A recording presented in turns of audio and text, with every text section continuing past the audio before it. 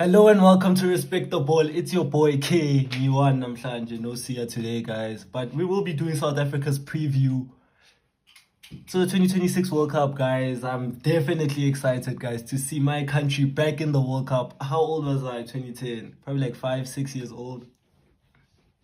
So I don't remember jack shit that happened there. So, guys, let's get it on, guys. Let's get it on. Straight to business. Come on, babe. Go to pause. Go to pause. Go on, like cut out, but then go to pause. Okay, let's get right to it, guys. So, how did we get here? How did we get here? Group C, Group C. As you can see, which I will show you right now, we finished first. First with 18 points. Should have been, 19, 20, 21. Should have been 21 points. Minus 3 points for the Mkwena debacle, which could have been like avoided at all.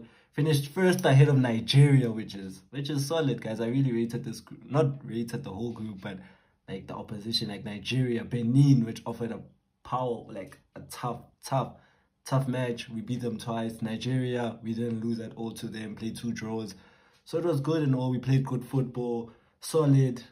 But the team from then really changed. It really changed. It wasn't all the team that you're gonna see, especially at this World Cup. So I just wanted to reference it, like how we qualified, but it's particularly irrelevant to what I'm discussing tonight. So we go on to the AFCON, which I'd like to go in depth at how South Africa performed at the AFCON, because that's a real indicator of how we're really gonna play at this 2026 World Cup. So we were in a group with Angola, Zimbabwe, and Egypt. We beat Angola and Zimbabwe in close games, which I didn't expect them to be close games. If you look at those things, they were really, really close. Either side could have won. Then we had the Egypt match, which I think we should have won, but Egypt parked up us to their way to win, but we'll get to that later. But if you look at the lineup from that AFCON, I want to just like put this up real quick, like the lineup from this AFCON. I just want to put it up on my laptop. Just want to see. We had Mbule, Mfokeng wasn't the starter, Apollos, Moremi. It's similar to what you're going to see, but with just a few key picks that that you could think. I want to just bring it up. Sorry for this. There. I want to go back to the group matches so that you can see. Yes, we had Mbules, the whoever's, the Mdaus. They're similar to what you're going to see here, but with different thingy. But we didn't perform particularly well at the AFCON. I want to touch on that real quick. We didn't perform particularly well at all. We really struggled to, have our impact, like dominate. But we dominated against Egypt, but we were playing mostly against 10 men, if you remember that. But we hardly ever dominated against any team. And I just want to bring you back to the match I'm really key on. It's the match against Cameroon. I want to go back to that and really like in-depth analyze that, because I think Hugo Bruce made a huge mistake in this match. Huge mistake, which I think he's similarly gonna play the same lineup, if I'm not mistaken. We'll get to the lineups later on, which I think he'll play at the World Cup. But if you look at the lineup we played, we had Wendon Williams. We played 3 at the back, which we're not used to at all in South Africa, to play 3 at the back. We had Mbogazi, we had Sbisi, we had Ngezana as a 3. Ngezana not selected for this World Cup, out with an injury. Then we had Kapini, Obas, Mokoena, Mudau Abbas not selected in this squad. And then we had Rele, and we had Apollos, and we had Foster. You can't go a whole group stage playing 4 at the back and go to 3, which was what the argument I had for this, which was I couldn't understand what was going on, why he selected this lineup.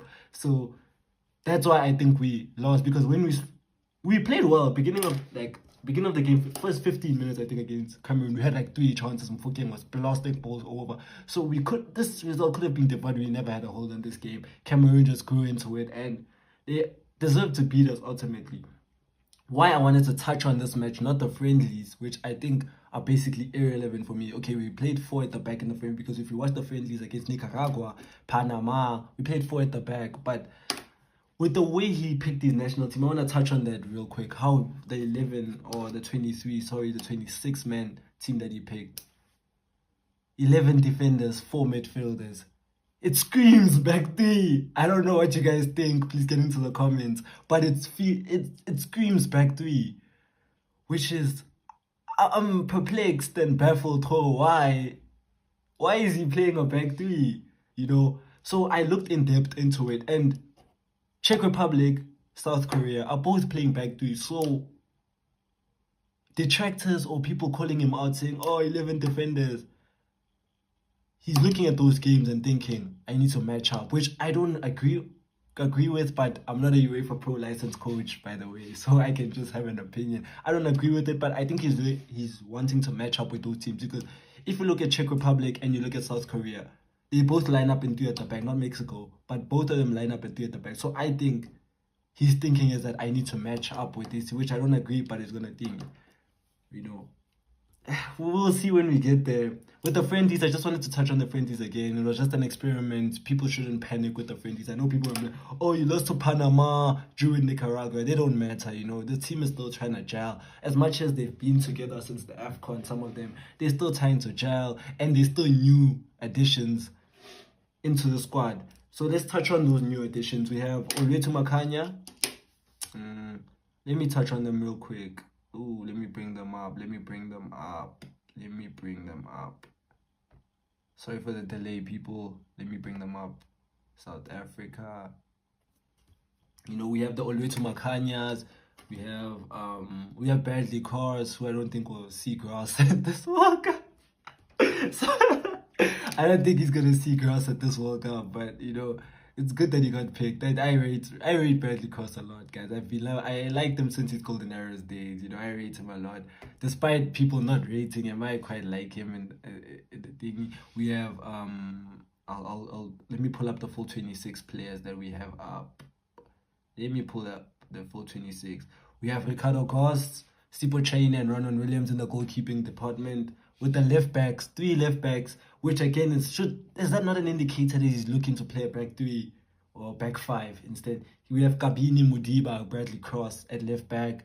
Right back we have Matuludi Sibelebele, who's a right back who could play wing, but the whole season play right back. Okay.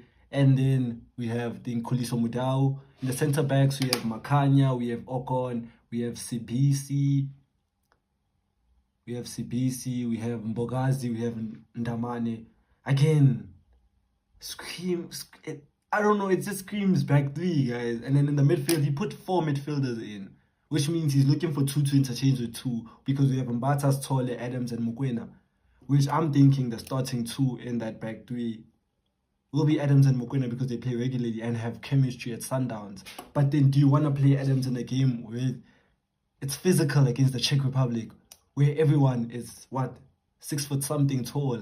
So again, here's the thing, Mbogazi is not particularly tall. If you're going to play Smith in your back 3, he's not particularly tall. So again, it baffles me what he's going to do. The opening game, I can get a sense of an idea. Will he go back 3 in the opening game? Will he go back 4, then switch up? It's a lot of conundrums that he has, Hugo Broos, that is. Then we have in the forward areas, we have Moremi, Zwane, Sibelebele, Foster, Mofokeng, Apollos, Reyners, Maseko, you know, the Mahopas, etc. I wanted just to touch on the Themba Zwane inclusion. Why? Like, can I ask why? He's 36, approaching 37. The legs are gone. He's not a first team starter at his team. I get that he's a legend, but what are we doing here? We're just selecting people because they're legend. Look, wonderful player, star player, probably the greatest South African in our generation. But he's finished. He's finished. And he might even start the first game. I do not understand this logic. Why is he starting the first game? It just baffles me. We have arguably player of the season. People who watch the PSL, if you're not like in tune with the PSL or you're new, Relem Fokeng is the best player in the PSL. He's going to probably win player of the season. And he might find himself on the bench in the first game because what are we playing? Legend? I don't know what we're doing here with Themba Zwane, shoehorning him in because he's a legend and he's a captain. It just baffles me for that. It just baffles me. But I don't think Hugo Broos is that gullible. Please do not. Please. Mshishi can come on with 20 minutes left with tired legs and tired brains. His brain still functions better than most. And the legs doesn't really matter with 20 minutes left.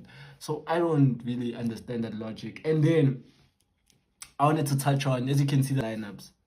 I just wanted to touch on the striker because all these other, possibilities and whatever, those ones the striker's really the one I do not know what he's gonna go for.